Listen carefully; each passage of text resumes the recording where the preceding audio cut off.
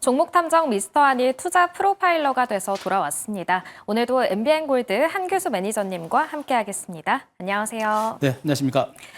저희가 시작하기 전에 매니저님이 서 있을 힘도 없다라고 네. 하셨어요. 오늘 증시가 많이 어려웠는데 어떻게 보셨는지 말씀해 주시죠. 일단 뭐 오늘 시장은 좀 처참했죠. 뭐 네. 한국 증시 코스피가 무려 5% 급락을 했고, 그리고 이제 일본 증시, 그리고 이제 중국 증시도 7% 급락했고요. 네. 대만의 가권 지수 9%, 뭐 항생 지수는 무려 13%, 홍콩 증시가 이제 13% 폭락이 나왔었죠. 뭐 여러 세계 증시, 동남아 증시는 거의 뭐 초토화됐다라고 보시면 될 것 같고, 그런 가운데 국내 증시는 5% 하락했기 때문에 뭐 상대로 네. 선방했다라고 표현들을 하고 있습니다만, 그동안 국내 증시가 거의 못 올랐던 부분들, 그리고 다른 세계 증시는 그동안 많이 올랐던 걸 감안하게 되면 오늘 국내 증시도 뭐 엄청나게 많이 빠졌다라고 보셔도 될 것 같습니다.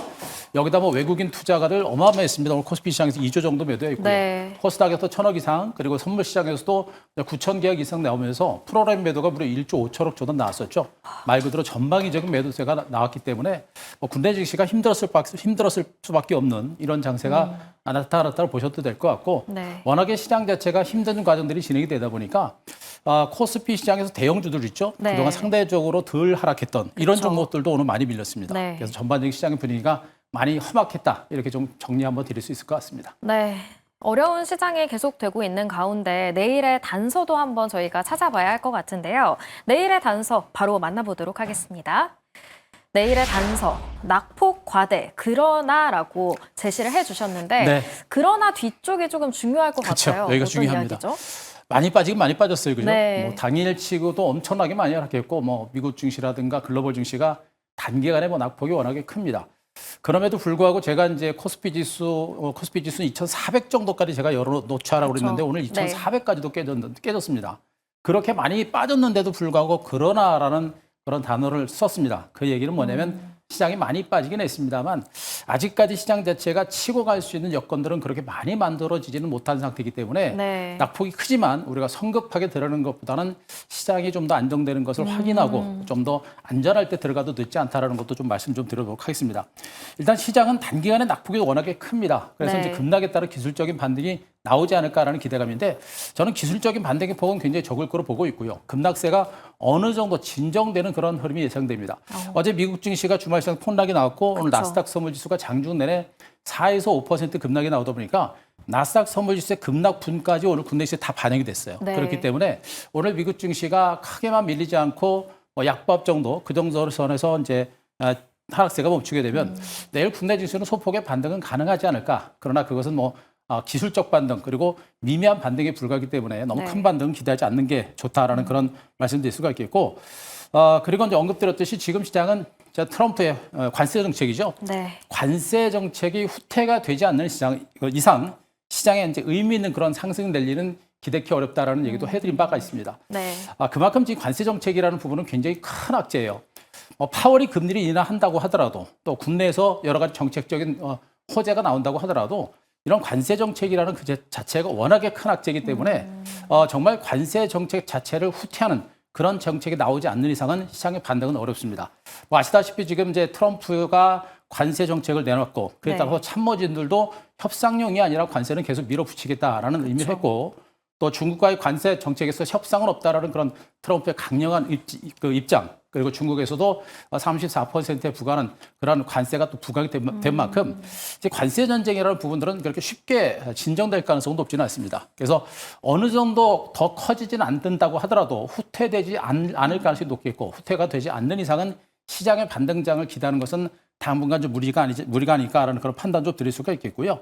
자, 결론적으로 시장은 뭐 일단 단기적인 급락세가 좀 멈추고 좀 하방 경직은 좀 나올 수 있을 것 같고요. 네. 그런 하방 경직이 연출된 가운데 약간의 출렁거림이 나오면서 조금 더 밀릴 수 있는 강력한 어떤 호재가 나오지 않는 이상은 조금 더 네. 밀릴 수 있는 그런 가능성을 좀 열어놓고 시장을 좀 보시는 게 낫지 않을까라는 네. 판단을 드리겠습니다. 질문 하나 드려도 될까요? 네.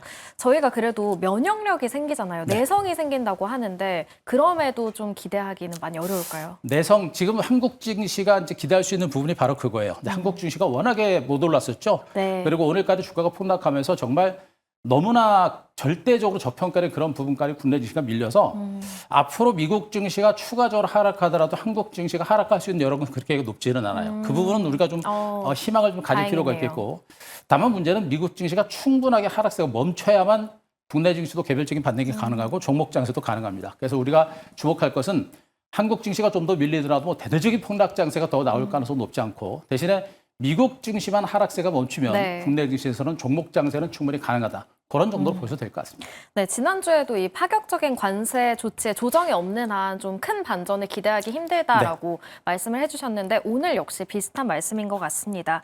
그리고 산업통상자원부 본부장이 미국을 찾아서 관세 협상을 한다고 하는데 모쪼록 좋은 결과가 있으면 좋겠네요. 이번에는 매니저님 포트폴리오 체크해 보도록 하겠습니다. 그 전에 제가 저기 이제 차트를 보고 시장 좋습니다. 흐름을 한번 조금만 더 네. 보겠습니다. 그 나스닥 월봉 차트를 한번 잠깐 좀 볼게요. 지금 제가 나스닥 월봉 차트를 최근에 이제 미국 뉴욕 증시를 제가 그려드리면서 미국 증시의 추가적인 하락 가능성에 대해서 언급을 드렸는데요. 네. 현재 나스닥 월봉 차트 보시게 되면 대체로 지금 현재 추세적인 상태 2만 포인트 고점 찍고 지금 밀려있는 그런 모습이 나타나고 있죠.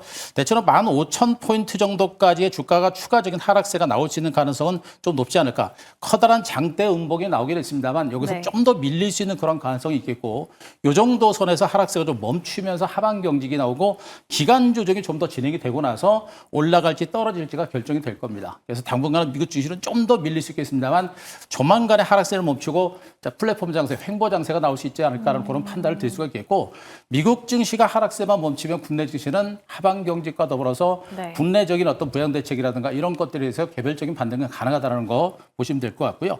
자, 그림 하나 더 보겠습니다. 코스피 주봉 차트도 한번 보겠습니다. 미국 증시의 이런 흐름과 더불어서 국내 증시의 흐름에 있어서는 과연 어떨 것인가. 자, 코스피 지수 제가 말씀드렸듯이 지금 현재 2,400선까지 그냥 깨버렸습니다. 지금 2,400선을 깼고요. 현재 강력한 어떤 지지대라고 할 수 있는 부분이 2,200에서 2,300 정도가 될 겁니다.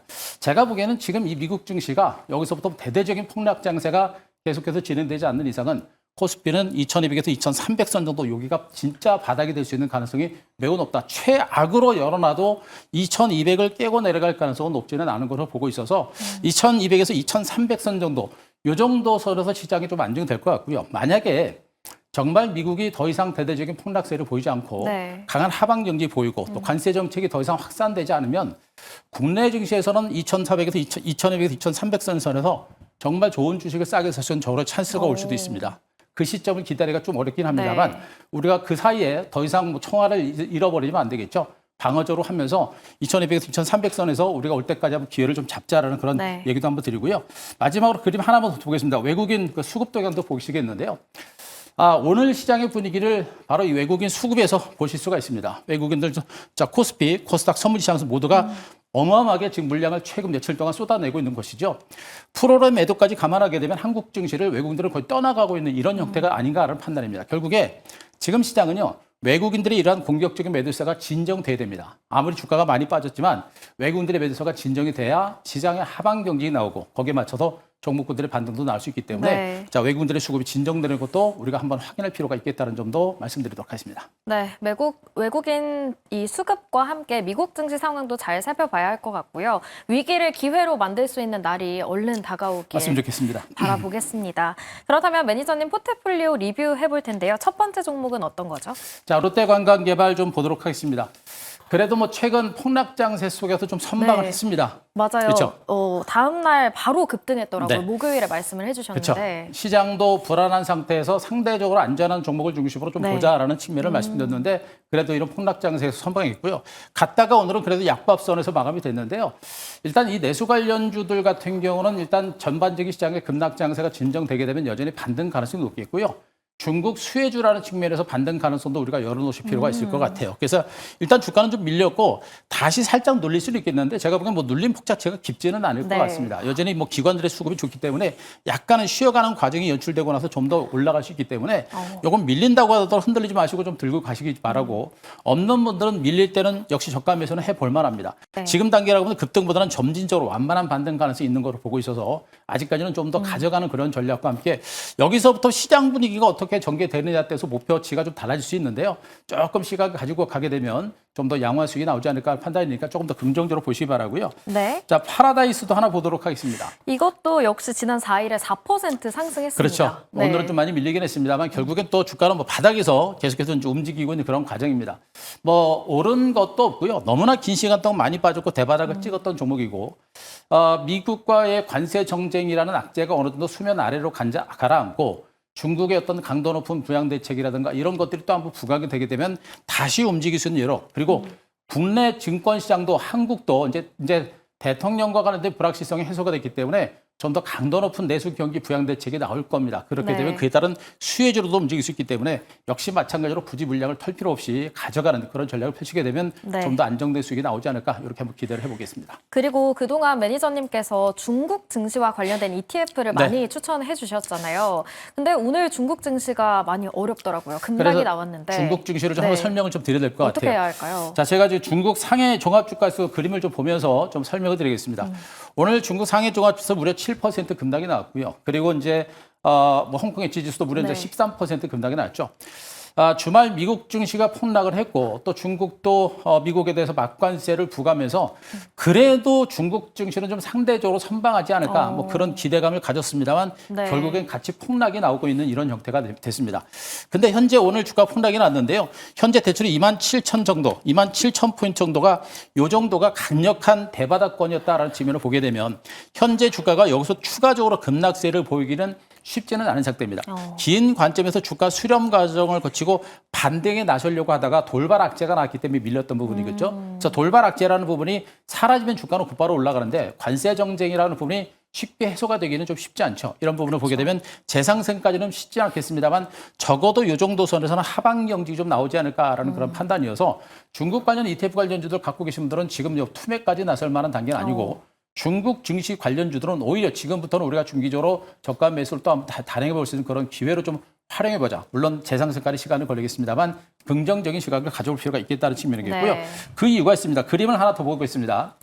지금 중국은 그동안 이제 강도 높은 경기 부양 대책을 내놓은 상태에서 내수 경기가 좀 부진했었고 그다음에 그 부동산 시장이 좀 부진했었죠. 근데 내수 경기가 좀씩 회복될 수 있는 조짐이 나온다는 기사가 나오고 있습니다. 네. 최근에 일부 경제 지표가 좋은 상태고 자, 청명절 연휴에 이동 인구가 역대 최대다. 그 내수 경기가 회복되는 그런 조짐이 있다는 그런 얘기들이 분명히 나오고 있는 이런 상태고요.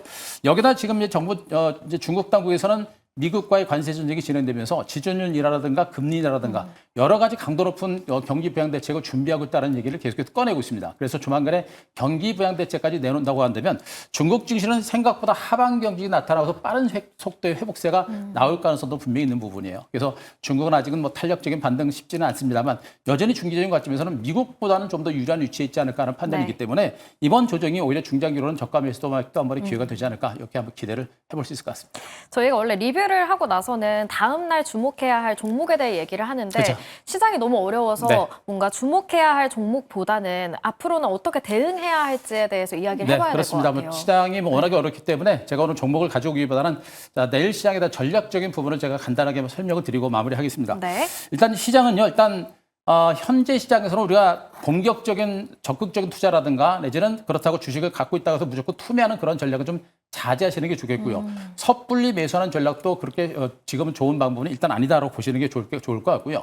내일 정도에서는 국내 증시도 약간의 소폭의 반등은 좀 가능할 거로 보여집니다. 그러나 네. 추세적인 상승은 쉽지 않기 때문에 추가적인 반등을 통해서 일부 종목에 대해서는 일부 현금화 전략이 필요한데 대형주들이 지금은 더 위험해요. 그동안 대형주들이 상대로 덜 하락했던 종목 많죠. 뭐 조선주라든가 네. 방산주라든가 이런 종목이 펀더멘탈이 좋기 때문에 상대로 덜 하락했습니다만 지금처럼 시장 자체가 위축되고 크게 밀리는 상태에서 덜 빠졌던 종목들의 하락세가 강하게 나올 수 있습니다. 그래서 대형주들을 중심으로는 일부 현금을 좀 확보하는 이런 전략이 필요하겠다는 측면이겠죠. 네. 확보하고 나서 충분하게 매수할 수 있는 기회가 있을 겁니다. 그렇게 좀 방어적으로 보시기 바라고 네. 낙폭 과대주를 중심으로 한 전략에서는 뭐 낙폭 과대 중에서 단타 트레이딩 전략으로 보시는 게 좋겠고 그리고 중장기 매수에서는 말씀드렸죠. 시장이 충분하게 안정될 때까지 기다렸다가 좀 여유 있게 준비하셔도 되지 않을까라는 그런 판단을 드리겠습니다. 그리고 자 말씀드렸듯이 이제 트럼프의 관세 정책이 진정이 되게 되면 이거는 엄청나게 큰 기회가 될 수 있는데 네. 그 시점이 언제쯤 다가올지 생각보다 시간이 많이 걸릴 수 있기 때문에 분명히 기회는 될 겁니다. 그러나 네. 좀 여유 있게 그 기회를 잡자는 점도 아울러 말씀드리겠습니다. 네, 방어적인 전략과 장기적인 전략을 추천해 주신 것 같습니다. 오늘 전략 많이 도움이 됐는데 혹시 다른 팁 얻으려면 어떻게 해야 할까요? 자, 예, 제가 내일 장 마감 후에 제 3시 5분 무료 방송 준비가 되어 있거든요.